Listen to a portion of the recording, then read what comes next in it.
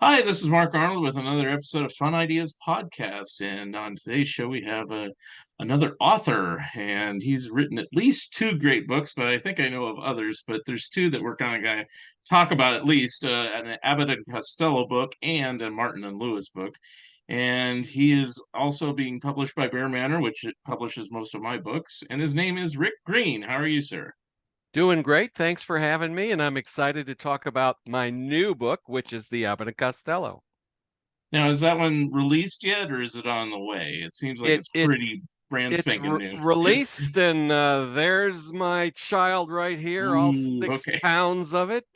Look, oh boy, no look one. how Okay, thick now it's that worth it. is. Okay, Yeah, because I saw the price on it. And it was like nearing $100 or something like that, and I'm like, oh, yeah. We'll, egad, we'll what's in it? definitely talk about that. I think it's worth it, but Definitely. there's quite a story behind what it has ended up being, and Okay. what the next ones will be. Okay. Now, do you have the Martin and Lewis one? That's like your earlier one. That's probably the same I do. All right. dimensions. So I have 5 books out. The first 2 were fiction. They're comic fantasy novels, kind of like Hitchhiker's Okay. Guide type Okay. of books. But my third book, which was my first for Bear Manor, was Henry Brandon, King of the Okay. Bogeymen, which I Okay. co-wrote with Bill Cassara. And he's been on the podcast, so I knew about that Oh, book. great. Yeah, and I So asked him about this too. So yeah. that led to me going solo and doing last year this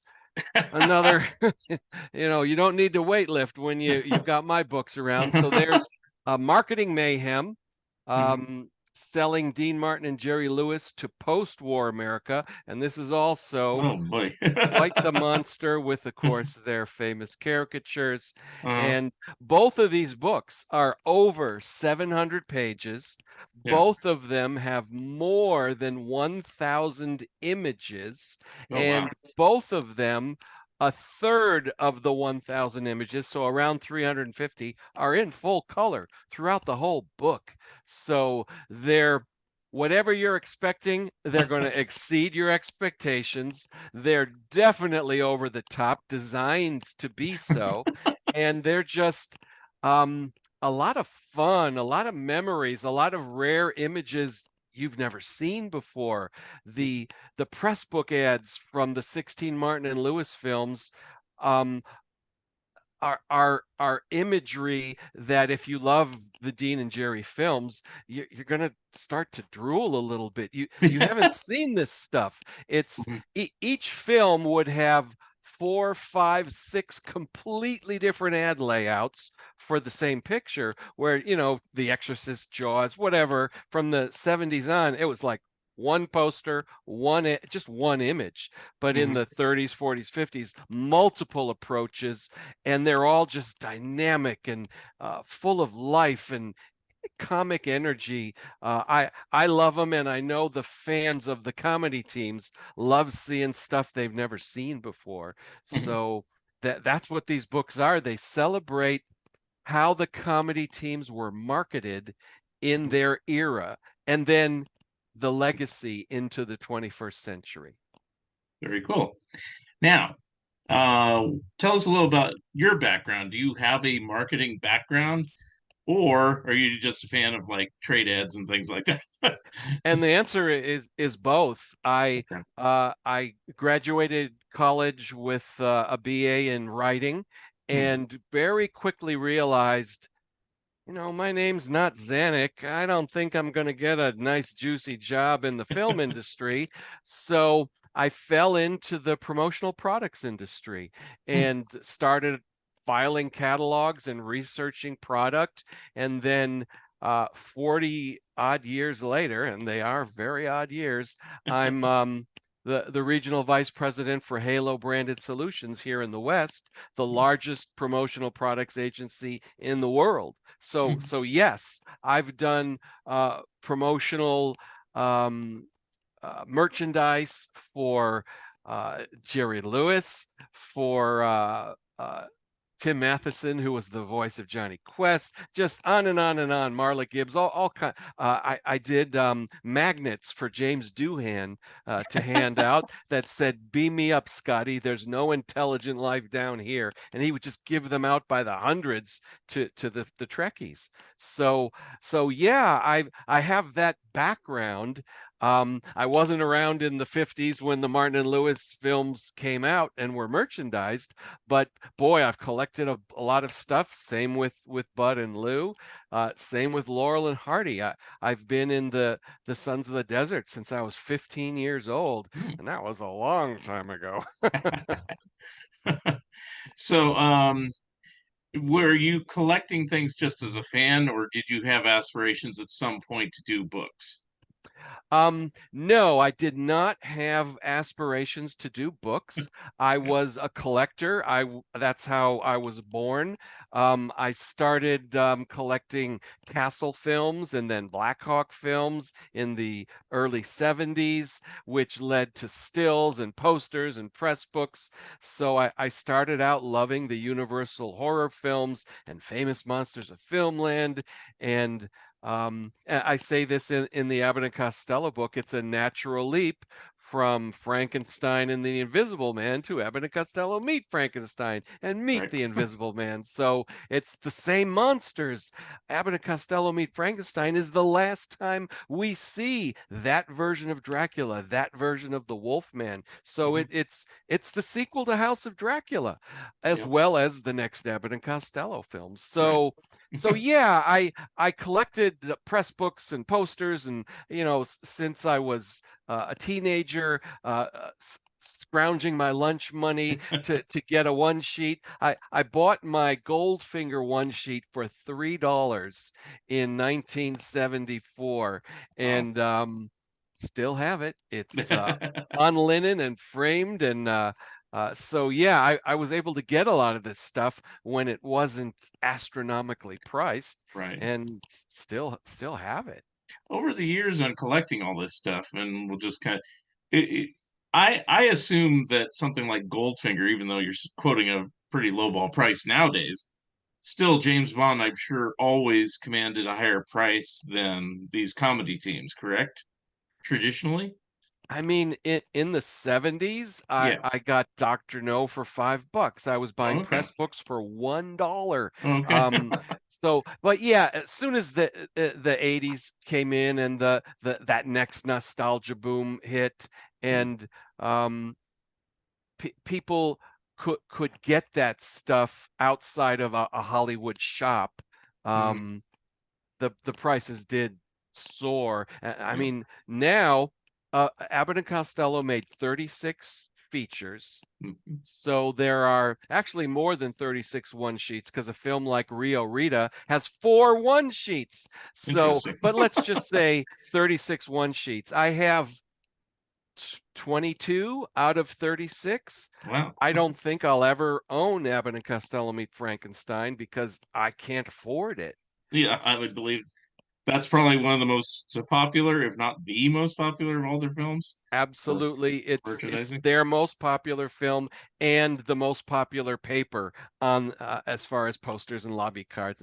I do have the title lobby card, and even that was like $1,000 for one lobby card. So Wow. yeah. Now, when you started collecting, how did you start in the early 70s? Were you going to shows, or did you contact studios, or a little of both, or what was your method? You're asking great questions because yes, back then there was no internet, there was Right, no eBay. Um, Antique malls and antique stores, they'd rather sell a Louis the 14th chair. So right. I was going to collectors shows. I remember driving to Detroit from Cleveland, where I grew up, for a collector's show in 1974. I met Kirk Allen, the first Superman. So I was buying stuff there for a few bucks here, a few bucks there, and Yeah, then there are these newspapers like the Big Reel where people would put ads in and sell posters and films and whatnot. whatnot. And in the 80s, that was the place to buy all this stuff. And then I moved out west, so there were a ton of memorabilia stores in Right. Hollywood that they're mostly all gone now. Right. But boy, back then you could drive into Hollywood on a Saturday and Hmm. hit 10 different ones, all Hmm. within a few miles of each other. Hmm. But did you, at any point, did you contact the studios directly, like Universal, for Abbott and Costello, see if they Um, had anything that I, might be I I elusive? didn't, but I did locate a film poster exchange in the middle Mhm. of the country. That's where all the National Screen Service material ended up, and you could give them lists of stuff, and you could get 6 sheets. Nobody wanted the bigger posters because they Right. didn't have the space. So I was buying 6 sheets for Abbott and Costello, Martin and Lewis films, Mhm. for $5, $12, really good prices. So I did find that place that you could just send them your long lists, and if they had 6 or 8 of the 20, they'd Mhm. send it to you with an invoice, and I just pay it and send another list. So that was a great find. Very cool. Now, you probably collect things beyond just what you put in the book, and you probably have things planned for future books, which we can talk about later. But in traditionally, I mean, you've already mentioned these comedy teams and James Bond.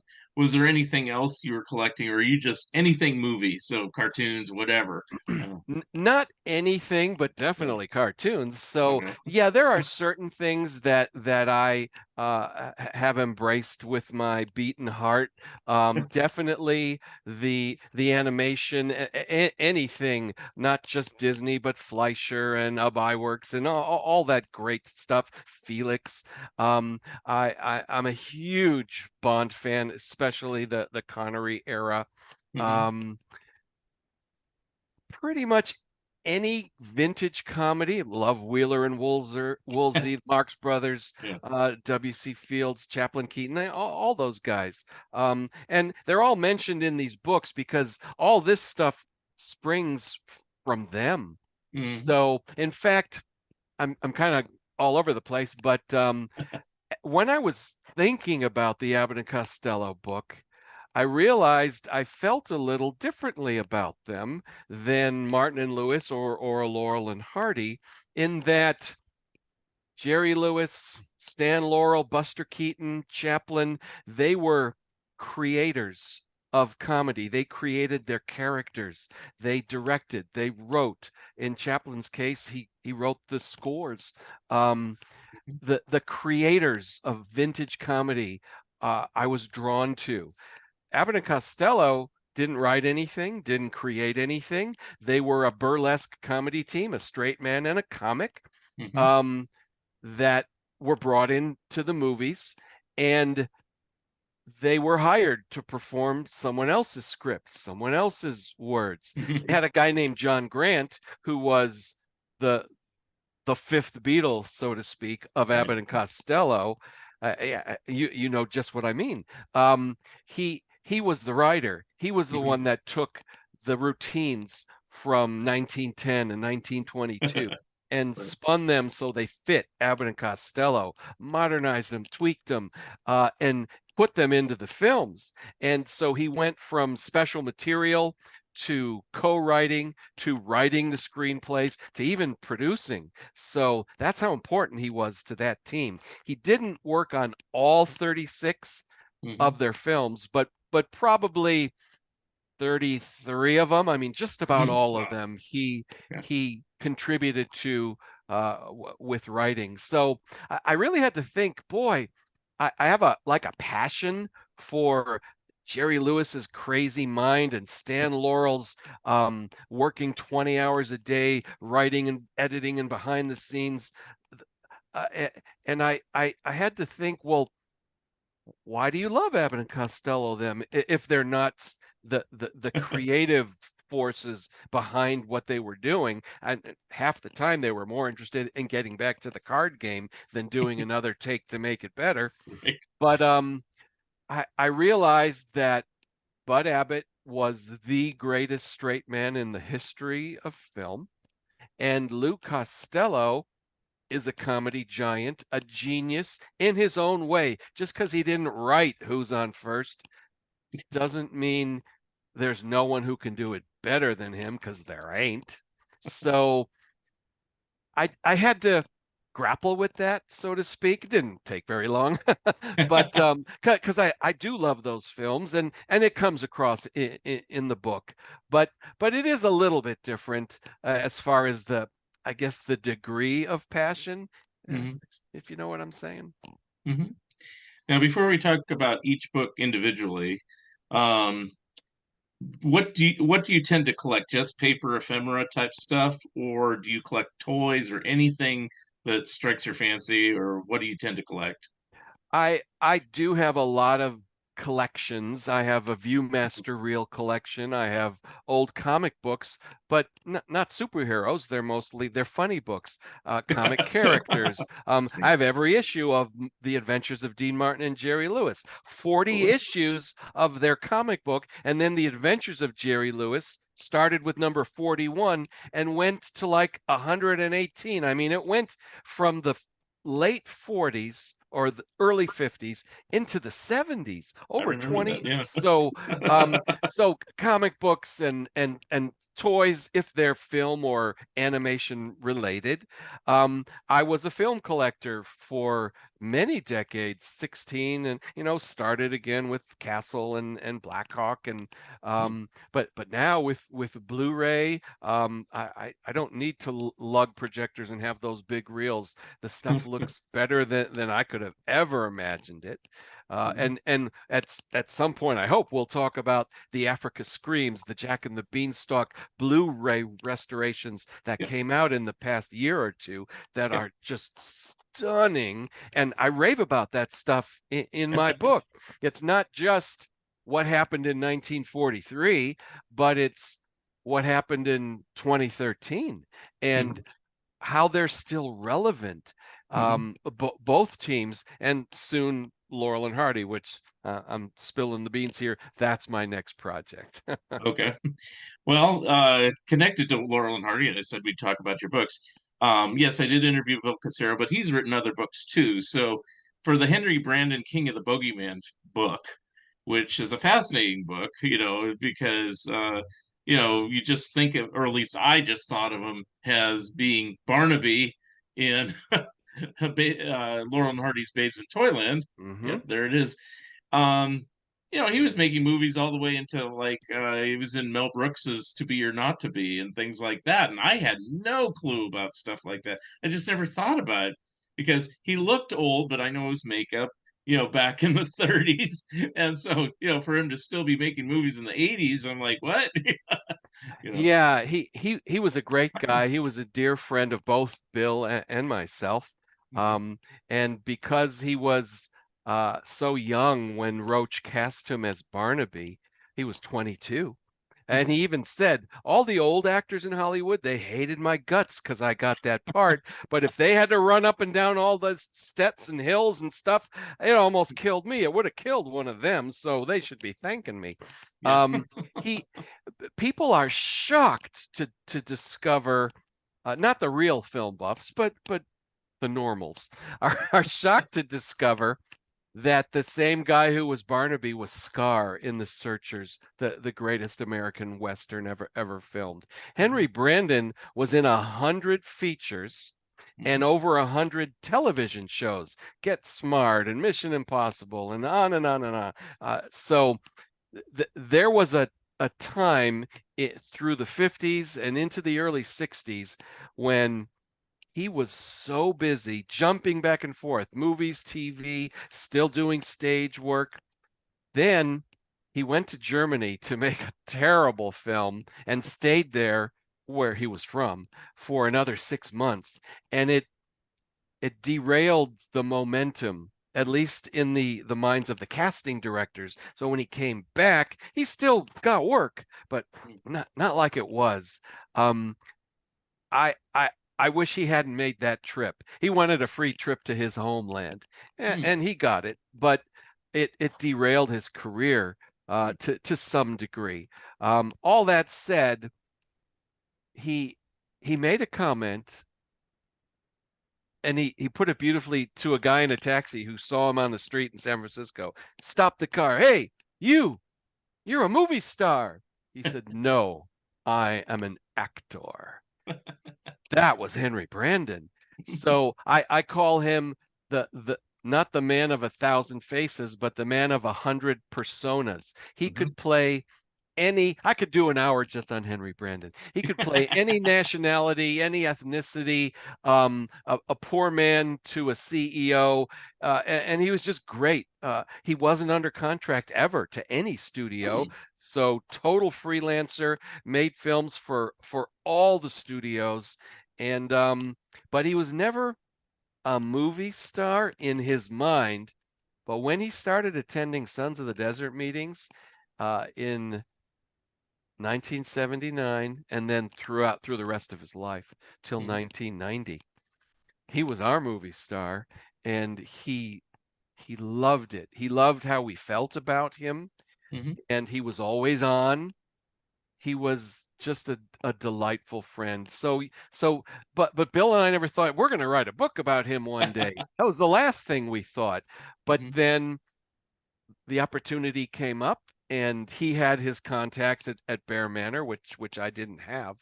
Hmm. I do now, because now Yeah. Ben loves me, and I'm doing stuff for him that people are calling, this is the best Bear Manor book of all time. It's just very nice to read that stuff. I didn't set out to write the best book on Martin and Lewis.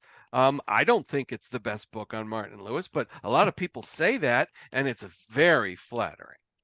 We'll go to that in a second. One more Henry Brandon question then. How did you split the work since you're working with Bill? And Um, it it wasn't evenly split, only because I had more of the movies to watch and write up, and I'm really fast. So it it was just whoever had the movie. So when we decided we're going to write this book, right. he said, I guess I'm going to have to arm wrestle you over who writes the Babes in Toyland chapter. I said, nope, you can have it. I just want to do the Fu Manchu serial. Well, he could care less about that. So we both got what we wanted. That's And cool. then he says, the Searchers, am I going to have to fight with you? I'm like, no, you take that one, but I want to do all the rest of the serials. So we just split it up based on who had access to that film or that TV show. The the TV shows, I literally wrote the whole chapter except for one show, um, because I had them all. So yeah, it's probably 60-40, 65-35, only because of the speed and the access. Yeah. It sounds like, even though it was probably more evenly split in this other case, our mutual friend Nick Santa Maria, also has written a recent Abbott and Costello book, and his co-author, which name forgets me. Matthew Coniam. Thank you. They seem to split it pretty much down the line evenly, but Yeah, they switch off every yeah, film, but they let you know this is written by yeah, Nick, this chapter is by Matthew. So um I thought that was a great book.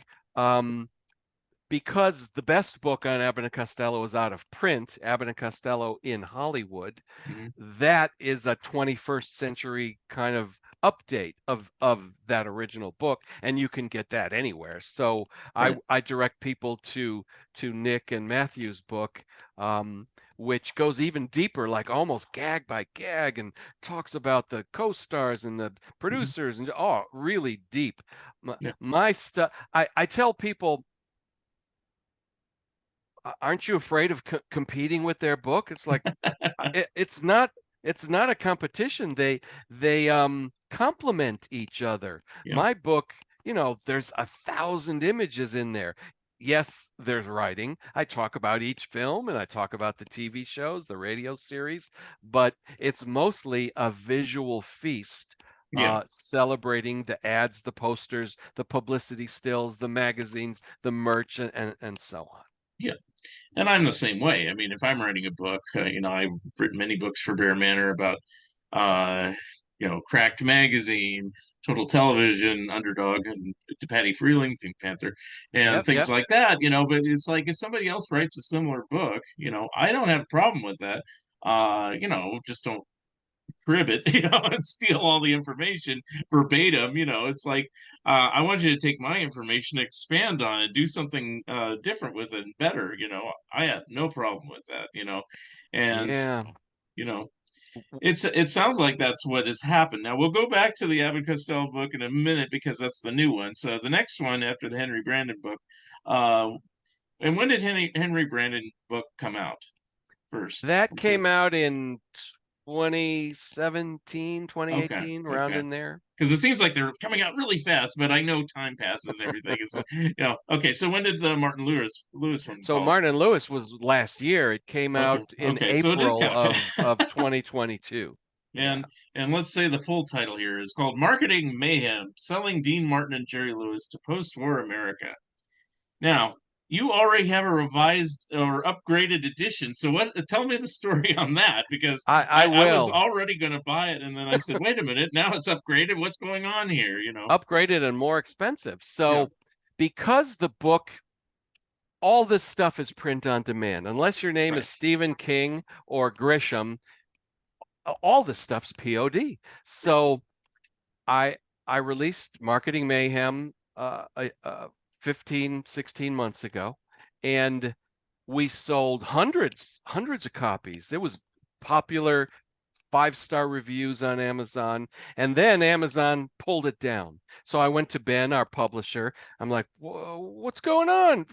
Fix it, find out. So they told him the book is so saturated with ink that you need to upgrade to better paper because it's Oh. it's wrecking our presses. Ooh. So I was told we're doing that, but the price is going to double because of this the nicer paper stock. And so that's when I said, well, if you're going to take my $50 book and make it a $100 book, can I at least redo it and add color? Because he Mhm. had always said, I don't do color. Yeah. There's no color at Bear I'll Manor. tell you a story on that, but go ahead. Okay. So he said, yeah, well, now we can. So I was right in the middle of Abbott and Costello. I had to go back and rewrite Martin and Lewis. I was doing both of them at the same time. And I got them about 350 images to switch out black and white to color, all the one sheets, all the lobby cards, the magazines, the comic books, the merch. I mean, it's the book that I had in my head that I was told, well, we can't do it because there's no Right. color. So we call it the new upgraded edition with full color. That's the one I want. So people can know Yeah. that. Now I don't even think they sell the other one anymore, so Okay. there's Okay. this one, and it's like $114 for the Yeah. hardback, which these books are so ginormous. Leonard Maltin said it looked like the city telephone directory had arrived, that you don't want to get these in paperback. They're just too big. So Yeah. for the few extra bucks, get the hardback, and it's Mhm. it's permanent, and it won't split the spine and so on. Okay. So I'll tell you my color story, and then we'll go Yes. back to you. Okay. So all of my books, as yours up until this point, have been black and white. Um, my first book for Bear Manor was created and produced by Total Television Productions, a Mm-hmm. slim black and white volume, smallish red. And, I always thought, this would be great if I could do like, a big kind of scrapbook or something someday, but I figured it wouldn't be with Bear Manor because they said, no, we can't do color, blah, blah, blah, blah, Mm-hmm. blah, blah. Somewhere along the line, I don't know if you know this gentleman, Daryl Van Sitters did a book about Jay Ward, and it's a Yes. big behemoth. He self-published that thing, and Wow. it's in color. And I said, well, I asked him first. I said, would you be willing to work with me and do one of those on Total Television? And he goes, yeah, that's your domain. You can do. I like Jay Ward. And I go, fair enough. And so I went back to Ben and I said, I have enough information for another Total Television book. I don't really want to do a revised second edition. I'm not a big fan of that. Obviously, you just did that with Martin Lewis, but there's a reason for it. And I did it on one of my monkeys books. There's a reason for that. But in general, I like to have both books in print. So I have a nice black and white volume that's the history, and then I have the total television scrapbook. That was going to be in black and white, oversized. It's not as thick as your book. It's probably a half inch thick, whereas yours is like an inch and 2 inches thick. It looks like, um, Mm-hmm. and I bought a Bear Manor book about the Osmond family discography, just because we can all buy books of other people we're interested in from Bear Manor, and stuff like that. So I bought it, and I go, "Hey, there's color in here."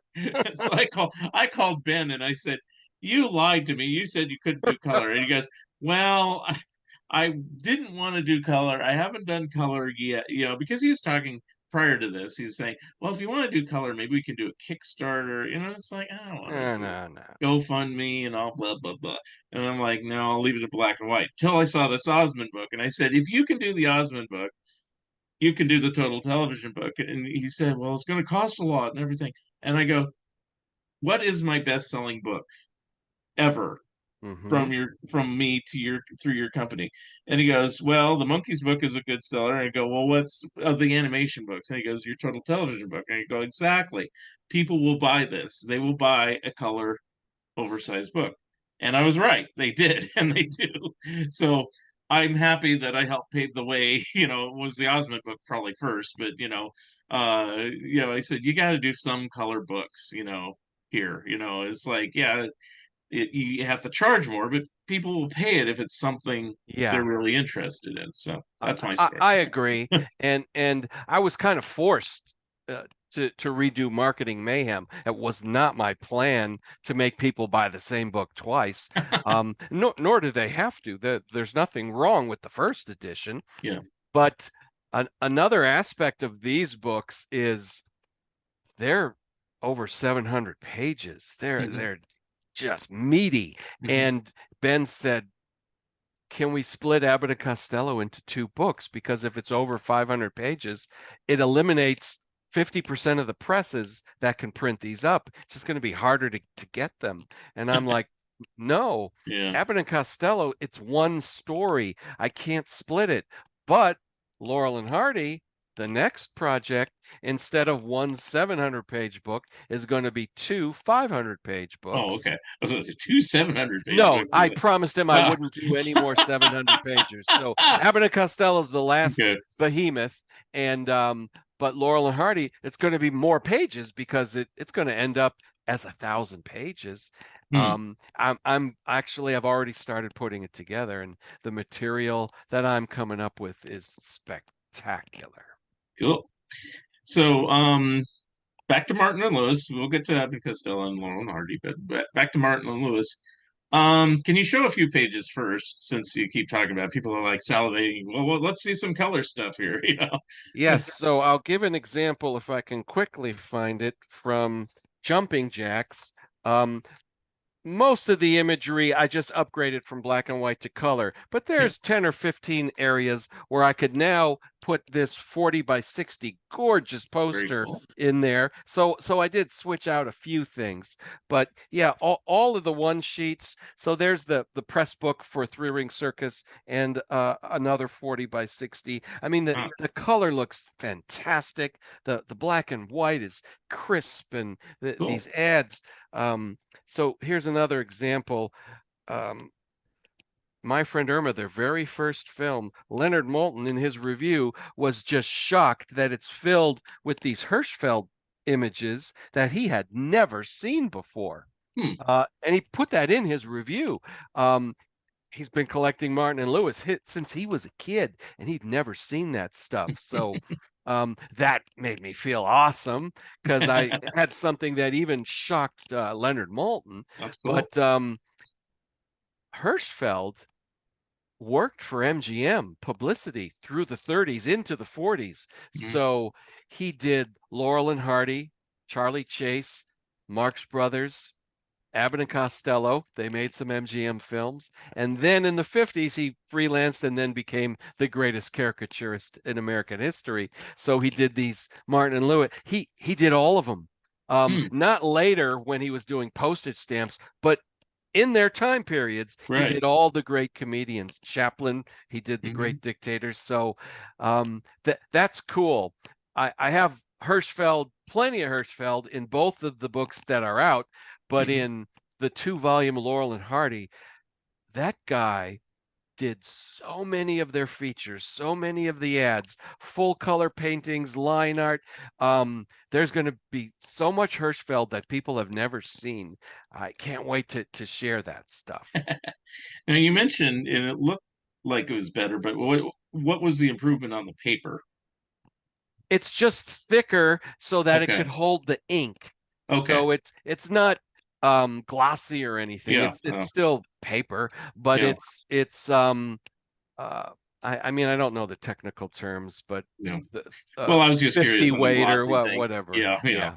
Yeah. Because I had Gary Lassen on the show, and he did his Three Stooges books, which is comparable to yours. He self-published that one, but he put it on glossy. It's black and white though, but it's heavy because it's Um like 700 pages yeah, as well. it And I it think is, and I it will have go. that book. Oh, you have it. So I how does do. this compare to that? Is it the same dimensions and everything, or Exactly the same dimensions, perfect? same Okay. thickness, almost the same page count. Okay. His book is spectacular. The the ads of the Stooges in their touring years, Yeah. nothing from the films, just from Right. when they were live on stage. It's stuff that I've never seen.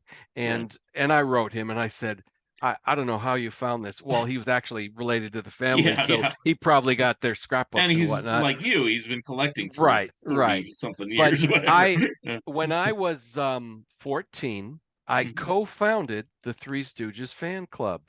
I didn't even have a driver's license, and the guy who came up with the idea, Ralph Schiller, lived in Chicago. He flew to Cleveland. We met. We planned our club, and I I just remember thinking in the early 70s, I can't write to Stan Laurel. I can't write to Oliver Hardy. They're gone. But Mo Howard's still here. Larry Fine is still here. I started writing with corresponding with both of them. And at one point, I told Mo I had met with this guy, Ralph Schiller. We're going to start a national Three Stooges fan club. Can I have your permission to do that? To use your signatures on our membership card? He was all for it. Yes, you have my permission. I mean, I have in his handwriting him saying this. And from that moment till he died, which was about a year, I would get letters every week, every single week, 2, 3, 4, 5 letters. Mo Howard gave me your address and said, you have a Three Stooges fan club. I want to join. So shortly after I helped found that and started their newsletter, which is still being published to this Yeah. day, the Three Stooges Journal. I edited the first 5 issues of that thing in 1974 and Hmm. 75.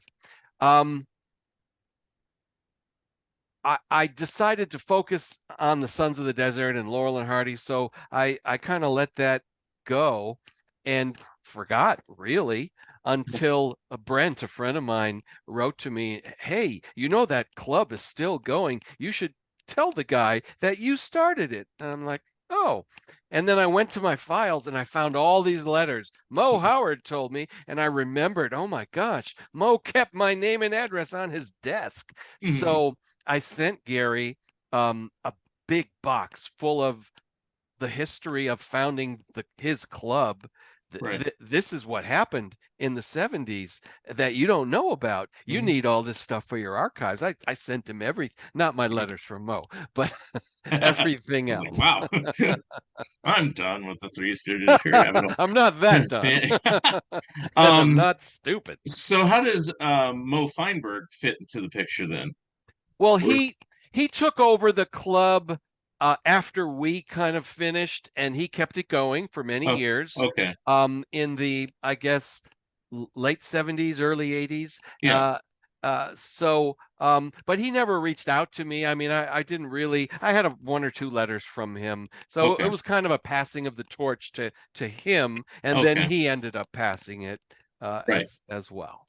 Right. And see, I never knew you were involved at all, so it's like I hate to say Yeah, because in the Mo Feinberg years were the years I started. I don't know which issue, maybe issue 30 or something. I mean, they're almost up to issue 200 now, and I still exactly. subscribe to it. Yeah. Oh, that's cool. I think I took a break for a number of years, and then I said, "Why did I take a break? They had some good pictures and good information." So, Yeah, that you know, newsletter is really but I good. know I stopped for about 5 years. I don't know why, but stranger things have Yeah, happened. But anyway, so yeah, I had Gary Lassen on here. So as far as you said, you're corresponding with Mo and Larry. Did you correspond with like Joe Besser or Curly Joe Dorita or any of those? You didn't I care. didn't. Mm. And now I'm kicking myself Ah. because I had moved out here in 78 from Ohio and finished college, Mhm. and they were both still alive. Yeah. I never cared for the Joe Besser shorts that Right. much. Um, well, I But you're an remember Abbott and Costello fan, so I thought you might like it. exactly. When he was Stinky on that series, Mhm. he's gut busting hilarious. Where in the Three Stooges, it's like he's miscast. It doesn't work for me. Yeah. But boy, on that show, he's so funny. So yeah, my friend Randy Skretfeck and the Lenbergs, they spent time with him, and Mhm. um, I'm just kicking myself that I didn't Oh, tag well. along for any of that. Oh, Eh, well. what can you Well, do? let's get back to Martin and Lewis since you didn't do a Three Stooges book. Did you meet either of them, Dean Martin I or Jerry did, I Lewis? did. A friend of mine worked for Jerry as a personal assistant, so I was in the warehouse when it was here in LA, which is where I'm talking to you from. Okay. Um, I in the early 80s, I was in his before they moved everything to Vegas. Um, I walked in and there's the desk from the errand boy, just Hmm. with stuff piled on it. They were using it as a desk. It's like this should be in How the dare they? Smithsonian. Why are you treating this desk like a desk? So, but it was there, and I felt like the Mad World when they see the big W. Hmm. Oh, Yeah, and yeah. then I looked up in the rafters, the bike from the errand boy strung up in the rafters. So I'm just stuff was everywhere.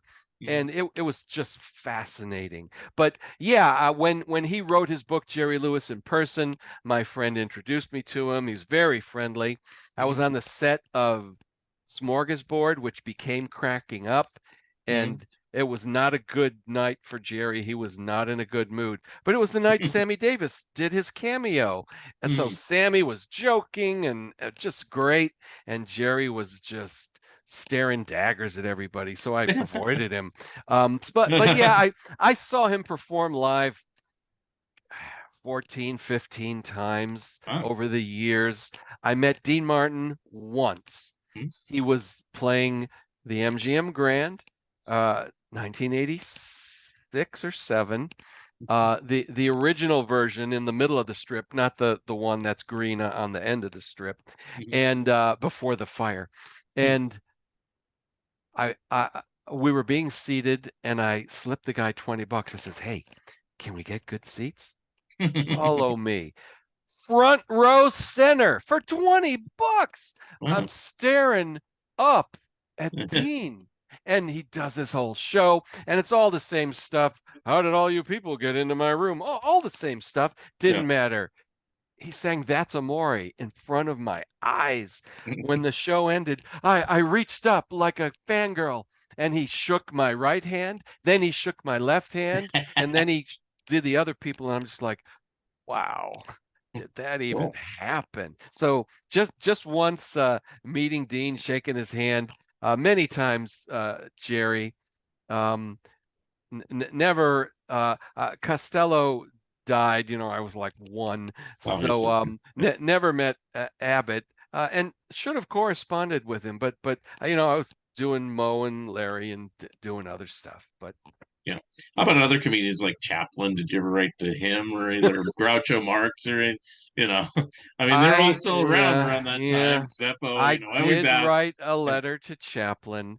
and I sent it to Switzerland, and I kept a copy, Mm. and it is humiliatingly embarrassing. I read it, and I was horrified that I sent that. It said, "You are our Moses, leading us on our exodus of life." Just oh, I don't know where that came from, but I just gushing, gushing, gushing, and Oh boy.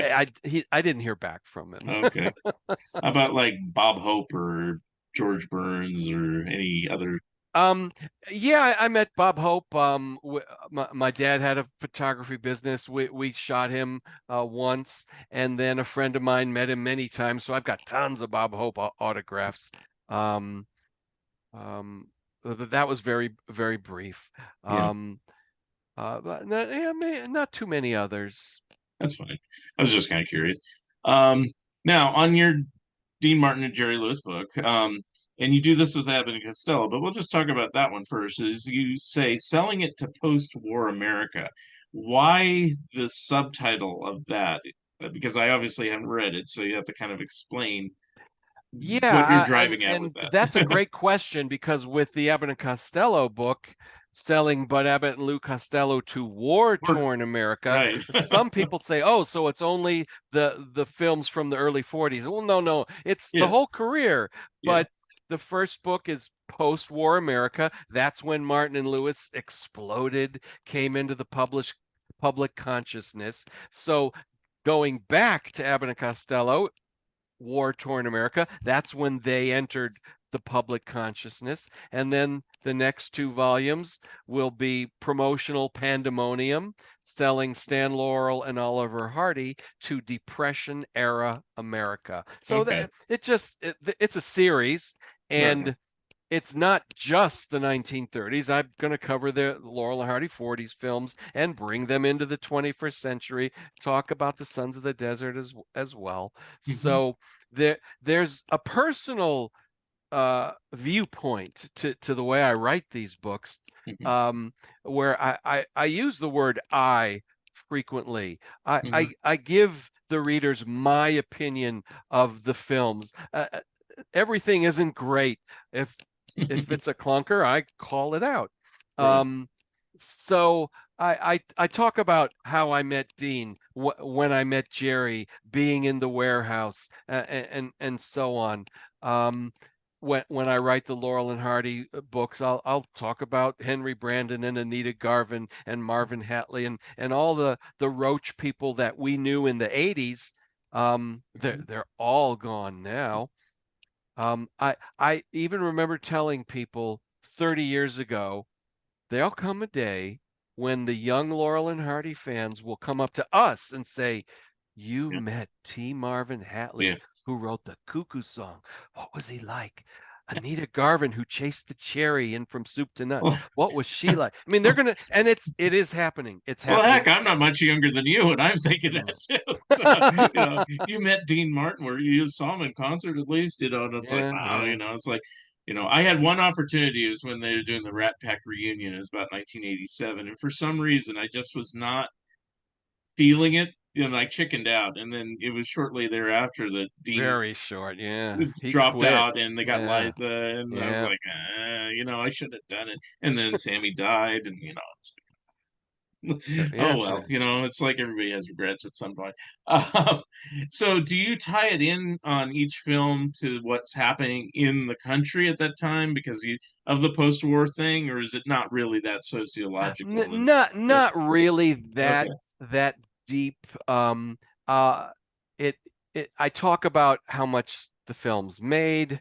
Uh, I quote some of the reviews of the time.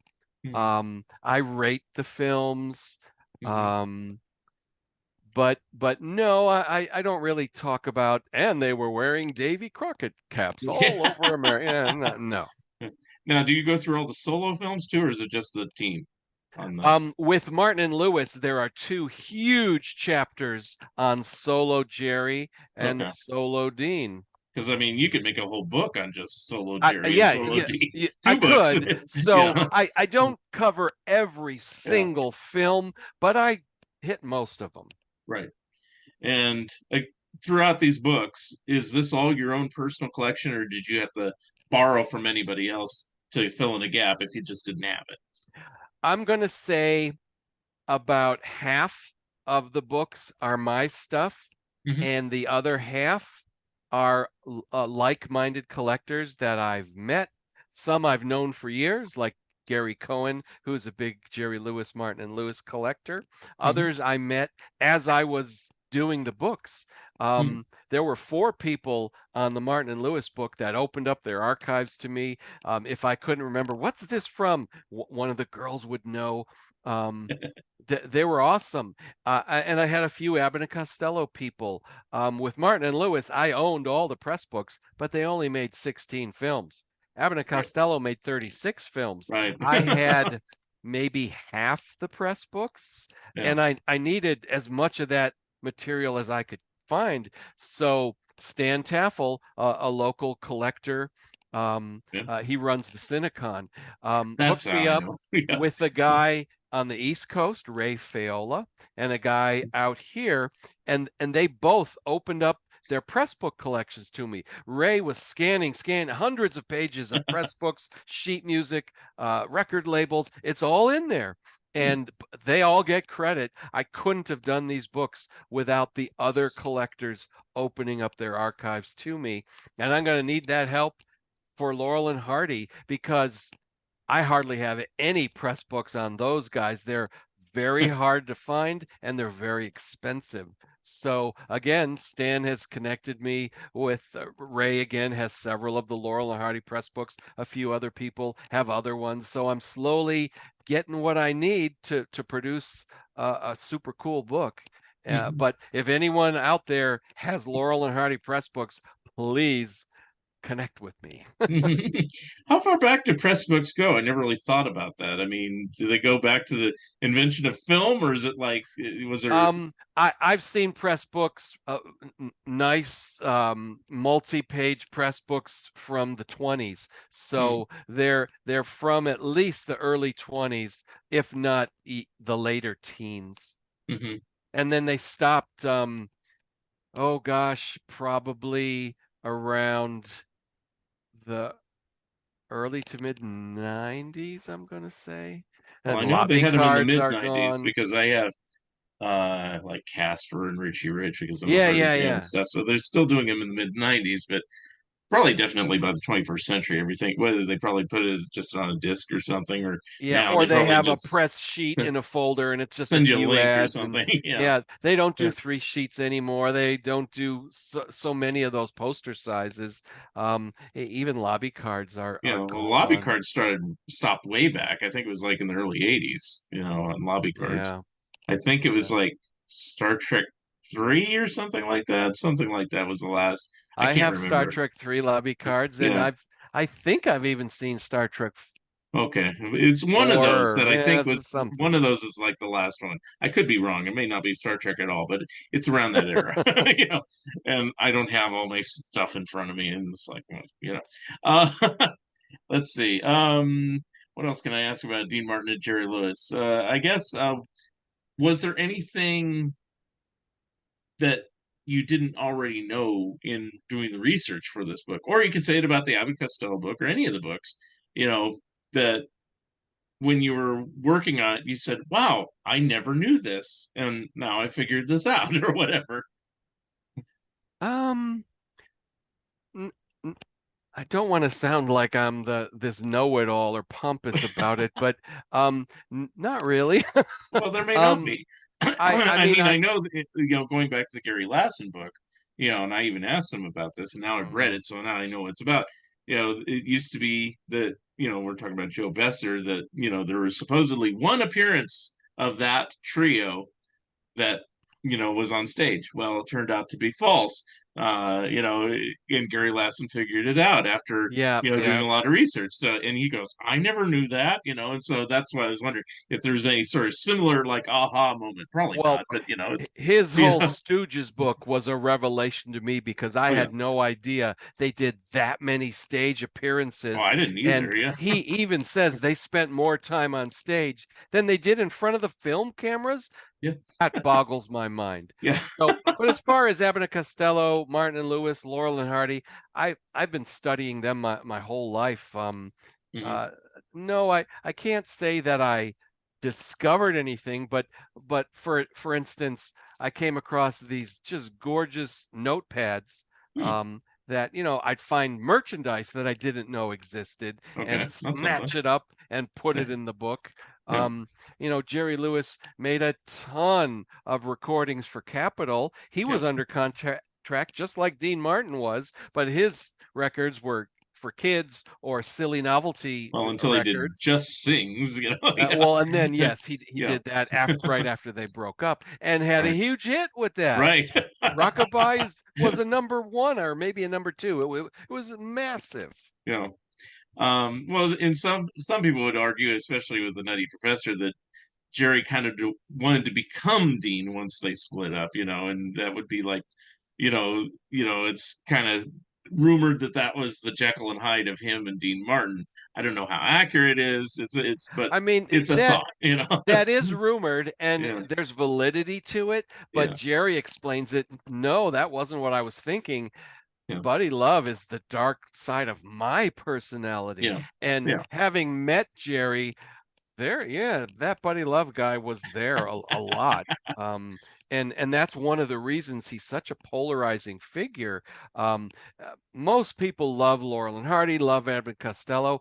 Martin and Lewis, because of Jerry Lewis, oh, yeah. you either love him or you hate him. There's just no in I know between with people that who hate guy. him, and I know people who love Yeah, him. You're right. yeah. I've always liked Jerry Lewis. I didn't think he was the best comedian in the world because sometimes I thought he overdid it. But I used to watch the telethon all the time. And Every year, yeah, anytime the yeah, movies came on TV, I'd watch them. And yeah. I have virtually all of them on DVD. I think there's a couple that are still elusive to me because like Three Ring Circus is Three you Ring still have to get Circus like is a the one, you yeah. have to get like an import, but I do have a downloaded copy that I got off of YouTube, so I I do do have it. too. Anyway, but do you cover other things? You showed some record albums and things like that. So do you cover their full discography and appearances on radio and television as well, or do you just cover the movies There's a chapter called Radio Television where it talks about their radio show, and or then it personal talks about appearances? Okay, their Colgates. yeah, There's a chapter called Stage okay. filled with incredible ads and stuff that you've never seen before. So Let me cool. see if You I did can your homework. quickly. I'm impressed. I mean, here's just a fantastic ad for a state fair that they were at, and just as the book was going to press, I came across this ad, and I'm like, oh, that's got to go in. Pull this and put this ad in, and it's a full page. It's just Oh gorgeous. wow. Isn't that cool? I mean, Yeah, nobody's seen that. They were with June Christie on this 2-week bill. So interesting. Yeah. it's yeah, there are chapters for all that stuff in the Martin and Lewis book, Okay. and some people have written that the stage chapter was a revelation because we've all seen the movies, we've seen the Colgate kinescopes, but you can't watch them do a live stage show, but No. you can read about it and look at the ads and just feel the energy from the imagery. Yeah. Uh, with Abbott and Costello, there is no recordings chapter. Hmm. There is no solo chapters for them, but that's good because there's 36 films, so Yeah. that filled up all those pages to So where you they're. don't talk about the 30-foot bride of Candy Rock. I do, but Okay. Okay. it's in the back called the last section Got because it. there's one film that Abbott or Costello made after the team split. That's it, Yeah. and then the World of Abbott and Costello, the compilation film. Okay. So yes, that stuff is covered, and the ads that promoted those pictures are in the Abbott and Costello book, but Mhm. it's a little different because they don't have that stuff, but other stuff more than made up for it. And I'm very proud of Advertising Anarchy. I think because I did Martin and Lewis first, it helped me make this a better book. Mhm. It's laid out better. I think the Show writings, it's show show some entertaining. show Sure. some samples on that one. So All right. There's a bit of It Ain't Hay. We got a lobby card and some of the ads, some of the publicity stills. Here come the co-eds, a couple of the half sheets, a dippy loma that moviegoers would get, like a funny little diploma thing. So there's fun stuff like that throughout here. Mhm. Here's the little giant press book cover and the Oh, inside of the press book. yeah. And this guy, Jack Kapralak, is the guy who did the incredible construction paper artwork for MGM films. So he did this Okay. I've for seen Rio this. Rita. Yeah, He yeah, did the yeah. Philadelphia Story, a bunch of MGM films, but then he did line art Hmm. for Little Giant. So this is the Hmm. same guy doing Okay. very Cool. fine line art. And then United Artists hired him for Africa Screams. So he did 3 different studios for Abbott and Costello, lending his talents to their images. Cool. Yeah, I Seems told like you I'd I bring some show and tell. seems like did he do one of the Tracy Hepburn films at least? Yes, Yeah, he okay. did. All right. All right. So Exactly. okay. I don't Very remember. distinctive style. Yeah, so that's what I was Jacques saying. It looked like it. Kapralik. Yeah. Okay. All right. So at least I know what I'm talking about. But then let me show you All right. in the section on radio television, I worked with an artist who helped me restore ads from newspapers, Wow. TV guides for the Colgate Comedy Hour, for the half hour Abbott and Costello show. People Hmm. haven't seen this stuff, and in this restored quality, they just look spectacular Yeah. in the book. Yeah. Well, I'm glad you didn't have to rely like completely on something like say newspapers.com where sometimes the images are kind of murky or muddy or just bad. Correct. If they Yeah. look bad, I cut it, Yeah. or I tried to figure out how to restore it. Yeah. With this, I've got this secret weapon, and he's working on stuff for the Laurel and Hardy book now, restoring old newspaper ads, because I'm going to have to rely on those in many cases. Yeah. And resetting type in the exact same font and font size, it just brings that stuff to life. Hmm. And I love sharing that stuff. Very cool. Um, all right. I just kind of curious, just because I did this with Nick when he was talking about his Abbott and Costello book. Do you have a favorite Abbott and Costello movie? I do with the Martin and Lewis films. I ranked them 1 through 16. With Abbott and Costello, there's triple the number, Right. and I make the point is Hit the Ice really better than Here Come the Co-eds? So I ranked the top 10 Hmm. and then the bottom 6, and then put everything else in the middle. Hmm. So the way it broke out is in my top 10. I mean, I'm not that different from the rest of humanity. Abbott and Costello Meet Frankenstein is the crown jewel in their filmography. It's Hmm. their greatest film. But right with that one is Wistful Widow of Wagon Gap and The Time of Their Lives. They made them all back to back with one low budget detour. Yeah. But literally, right in the middle of their careers is their 3 best films. Hmm. Stuff like Buck Privates in the Navy, Hold That Ghost, Who Done It, they're all in the top 10. Yeah. Great stuff. Yeah. But down at the bottom, Dance with Me, Henry, I think is their worst film. Hmm. It's not even a comedy. Yeah. It's a film noir dramedy. Um, in one regard, I'm agreeing with Nick Santamaria that Meet Jekyll and Hyde is not very good. Hmm. I have memories of loving it as a kid. Yeah. Boris Karloff's in it. There's monsters, but it's just not funny. Yeah.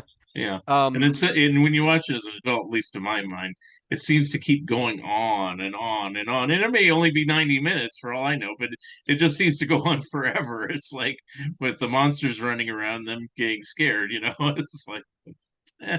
so Uh, we've also got Abbott and Costello in Hollywood, I think is one of their worst films. mm, Little Giant is tough to get through. mm, Um, Even Rio Rita, yeah.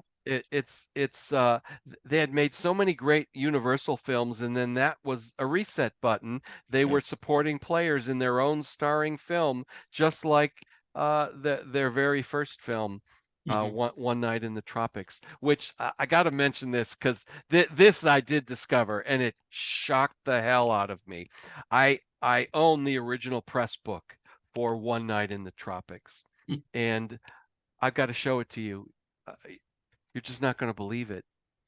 In the press book, for all the world to see, Universal mixed up which one was Abbott Ah, and which one was Costello. They didn't even know who was who. When I wow. saw that, I thought, that's going in the book. That's horrifying.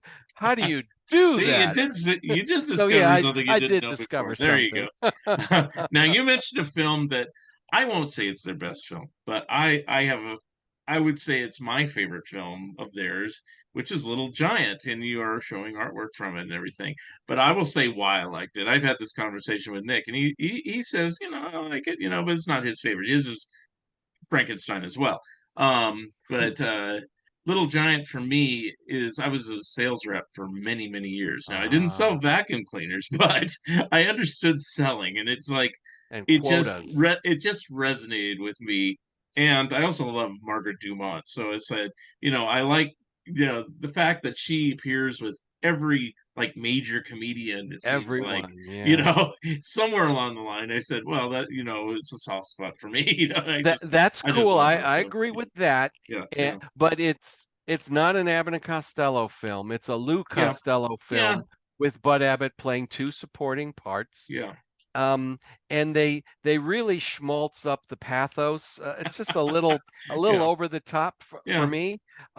But everything they got wrong with Little Giant, the very next film, because they were two back-to-back experimental films, and the next one was The Time of Their Lives, that was a another really good one film too. where Yeah, they're I mean, not they're not and together yeah, exactly, but that's a masterpiece. yeah.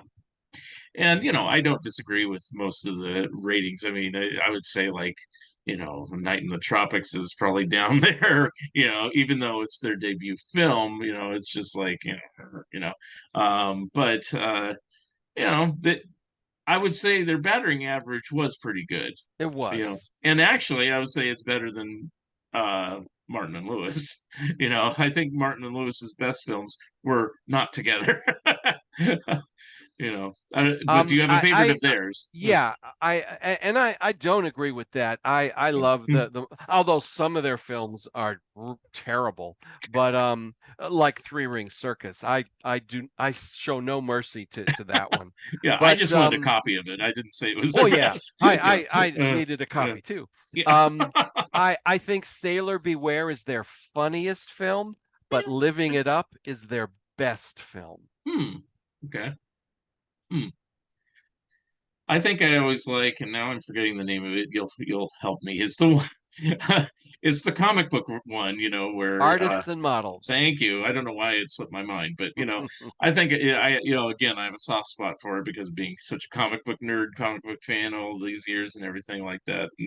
And there's a few choice scenes in it, and Shirley MacLaine's in it, and doing her thing and everything. So, it's cool. But I think overall I tend to uh like my favorite Jerry Lewis movie of all is The Geisha Boy. I just tend to really like the Tashlin films, and I think that was Yes. the Oh, I one. agree. Yeah. So I Yeah. mean, as much as I'd say, this would be better with Dean Martin in it, it's like, and I even think, it's like, when you watch Dean Martin films, it's like, some of those more dramatic films that he did, not where he got really silly, in his own films, I think are better than some of the team up films. But, I'll Well, still watch I will everything. say, kind of retracting my previous statement, Ah, um, It's okay. when I did the Marketing Mayhem book on Martin and Lewis, I knew all the Jerry Lewis films intimately, but Yeah. half of Dean Martin's solo films I had never even seen. So I Yeah. had to watch them all for the book. And I Yeah. discovered films that now I adore. He Yeah. made a film with Tony Curtis called Who Was That Lady? Hmm. And it starts out kind of silly, but then it gets so far over the top. It goes so much further than I thought it was going to go. It's surprising and it's goofy. I mean, I love that film. I'd never seen it before. Yeah. So, I'd seen the Matt Helm movies and Airport, a Yeah. few other things, but um, I he made three films with John Wayne, Yeah. and Rio Bravo's a masterpiece, Yeah. but he made 8 or 10 westerns, and they're Yeah. all good. Yeah. Some of them are really good. He made a film called Something Big. I'd never even heard of it. I don't know if I And know it's that I'm one. watching this movie and it's a comedy western, and he's very funny, and it's all about this gun. He's got to get this big Gatling gun to trade it for something, and it because he's out for that something big. And it's it's so good. Now, Never saw it. are all these films readily available on home video? Pretty much, yes. There were Okay. actually one or two that I couldn't find. He did one with Elizabeth Montgomery, who's been sleeping in my bed. I couldn't find it. I haven't seen it Hmm. to this day. Okay. And I've got stuff in the book, like press book ads from it, but Yeah. I just never saw it. Huh. Because I know some of his movies weren't highly regarded, and I don't even know if they made them onto home video. Like what's the first one he did after they split up? I always forget that one, but I've heard that one Oh was kind yeah, of a the dog. one in Rome. Oh, yeah, You I'm blanking, but I can isn't it like just 10,000 bedrooms or yeah, something? I that's don't it. know. That Sorry, okay. 10,000 bedrooms, and Okay, it's thank it's you. not My that good. brain's ticking. Yeah. It's not that And good. I've seen it before, but it's been years. But I watched it just because I was kind of curious. It's like, well, let's see what Dean did. At least at that point, I had seen other Dean Martin movies. But I wanted to see the first one because obviously Yeah, Jerry's the delicate Delicate delinquent, Delinquent, and which you see where that's a good one. you can see where Dean could have been. It ended up being Darren McGavin, although you know, Right. you know. Dean would have been really, unless they expanded Jerry's role once Dean wasn't part of the picture. I don't know. I've never. Well, that was supposed to be the 17th Martin and Lewis film, and Dean's Yeah, like, I'm not playing a cop. yeah. But I wonder if there's more to it that his role was gradually shrinking in these Jerry Lewis Dean Could Martin be. Yeah. vehicles. It's like because we mentioned Three Ring Circus. That's a Jerry movie, pretty much. It's like, and Dean's like, why am I even here? They re-released that in the 70s as Jericho the Wonder Clown, Yep, and I they remember that. cut Dean's one song because he sings one with Jerry, but his one solo song, It's a Big Wide Wonderful World, maybe for copyright, but that just turns it into a Jerry Lewis movie that Dean's in a few scenes. They probably just cut it for time. Yeah. I was talking about this on another podcast with Greg Ehrbar. We were talking about bed knobs and broomsticks when they reissued the Disney cartoon. Well, it's not a cartoon, live action cartoon. Hmm. Uh, when they reissued it in 1979, they just cut, and I don't. It was mainly cutting for Really? time more than songs. It was Oh, I horrible. did not know Yeah. that. So, fortunately, on video, they restored most of it, the way it should be. But anyway, but I think they commonly did that. I know Jerry Lewis had his cinemas in the early Right. 70s and Yeah. things like that. And I don't know if he aired or ran Jericho there, but if he did, he probably was like, let's cut Dean out. Yeah, I think by the time Jericho came out, those cinemas were no more. They were Okay. just lasted a couple of years. Hmm. Do you talk about that in the book or little oddball things like that or no? I don't cover the cinemas, Yeah. but I do have a one sheet for Jericho the Wonder Clown. Okay, there you go. Okay. I know you can't put everything if it's 700 pages. I mean, like we were saying, it's like it's just I have to get these because, like You'll love them. after, reading the Gary Lassen thing, it's like it's like, yeah, this is like a big mammoth book, but Mhm. it's almost the be all end all. It's like you wouldn't want anymore. It's like if it isn't in here, it's not even worth putting it. It's like, here's a sandwich Jerry ate once or something. I don't Right. know. Anyway, so going to the as yet unreleased uh Laurel and Hardy book, do you have any kind of sneak preview other than what you've told us? Just in case you asked me, I did pull a few things. Boy. Their masterpiece, Sons of the Desert. So Uh-huh. there's a window card, and this is what the press book cover looks like. Wow. Okay. And then there's the title lobby card and one of the half sheets. Hmm. So this, like the other two, will be full color and black and white. So there's a couple more lobby cards. Hmm. And then we get into the advertising that there's huge ads that were from opening day, Hmm. and then smaller ads. Oh, there's another full pager there. But then there's a great Hirschfeld Okay. from 1933, Cool. a small ad. And so it's going to have all this stuff in it that most people have never seen, Hmm. right from the Sons of the Desert press book. Although I'll have to say that caricature of Laurel, they gave him his nose is a little too big. Not Hirschfeld's, but one of the other ones that you're showing on some of this. Laurel is Uh, surprisingly hard to draw. So yeah. there's the kids could fill in their own faces of Laurel and Hardy There and you go. Charlie Okay. Chase. And Yeah. there's some other ads that aren't even in the press book, but were regionally produced advertising. Hmm. So it's just there's your own paper fez hat that That's you can build. This is definitely put that in there. oh yeah, these are layout pages Oh, okay. All right. from the Cool. book. Uh-huh. I do my own layouts. I don't have Okay. someone else do it.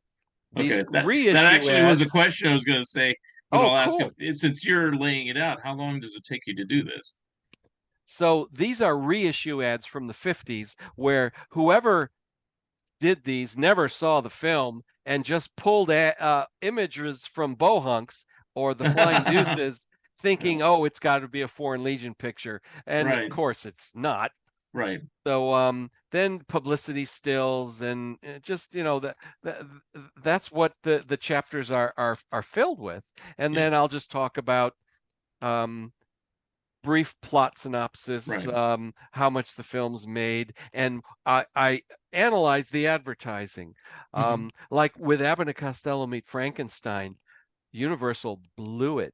The most of the posters for that film, the monsters are in the background. The Wolfman sticking his head out of a window. Well, who made those decisions? The monsters should be front, center, and menacing, like in Meet the Mummy or Yeah. Meet Jekyll and Hyde. Those are beautiful posters. But Frankenstein, their best film, the ad layouts are very disappointing. And Hmm. so I point that stuff out. Right. I talk about the lobby card sets and so on. Now what I was asking is, when you're doing the layouts for these books, how long does it take you?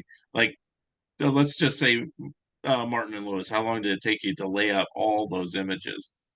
A year, A year, okay. And the same for Abbott and Costello, about a year? a year. Yeah, okay. And probably Laurel and Hardy is going to be a couple of years, I guess, since Um, well, there's shorter books, and there's two of them, so I'm going to say a year. okay, all right, very good. You know, well, I appreciate the work you do. I have to get these, like I said. So, And um, I'm not retired. I yeah, work for Halo Branded Solutions 5 days a week, 12 hours a day, yeah, spills over into the weekends. So I'm cramming my work on these books. I don't do it at night. I'm too wiped out. It's on the weekends. So 52 weekends. Did we lose our sound? no, we're fine. Oh, 52 weekends working on these books because I don't have time during the week. Imagine if I was retired, I could do 20 of these. I could dash these off. um, I guess the inevitable question before we wrap up is, beyond Laurel and Hardy, are there plans for Mm. more or you don't have to disclose anything, Um, I or are you going have to try a different type of thing? I have thoughts. I like this format that I've come up with, focusing on the marketing and the press book advertising. Mhm. So I have two ideas that are not comedy related. One is uh, James Bond in the 60s, so Okay. Dr. No through Diamonds Are Forever. Okay. And I have all those press books, all the one sheets, I have everything. I won't need to borrow anything on that one. Uh, and then the other one is Universal International in the 50s, the Mole People, The Incredible Shrinking Man, Revenge of the Creature, all that stuff. I have a lot of those press books. Um, so one or both of those might be coming after the 2 volume Laurel and Hardy set, depending on how long I live. Yeah. Well, I hope you stay young and healthy and continue to turn out the good work. Thank So, you. all right. So we'll wrap it up here, but I always give the guest an opportunity to re-promote everything. So the questions are, tell us, just re-promote your books and where they can buy them and how they can get in contact with you if they have images or just want to ask you questions. Well, thank you for that. What a great way to wrap up. My 3 film history related books, Henry Brandon, King of the Bogeymen, co-written with Bill Cassera, um, all 3 Bear Manor Media. So this is like a normal book. It's little, you can hold it with one hand. The other ones you need 2 hands. Yeah. Um, the first of the comedy team marketing books, Marketing Mayhem, came out last year, and they're by Richard S. Greene, so it's my like authory name instead of Rick.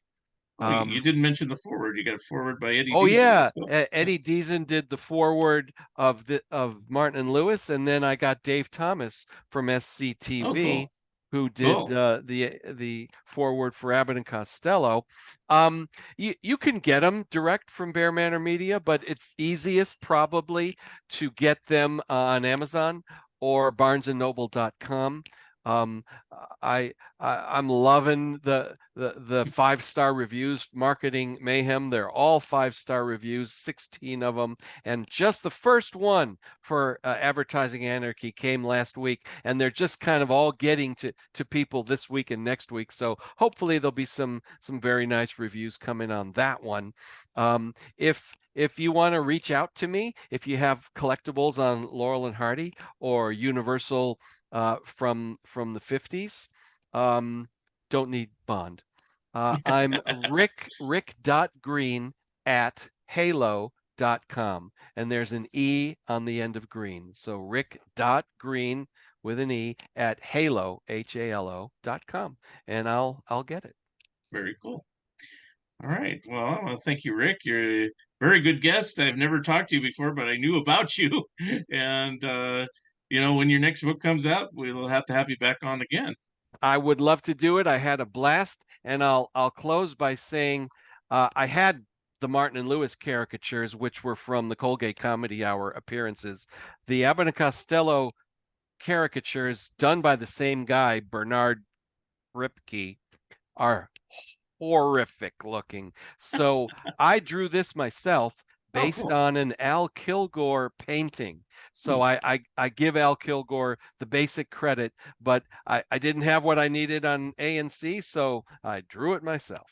very cool. All right. Again, thank you, Rick Greene, for being my special guest. And that wraps it up for another episode of Fun Ideas Podcast. And we will see you next time. Thanks, Mark. I can find where the trigger is to turn this off. Where is it here? Oh, that's why. I'll cut this end off. All right.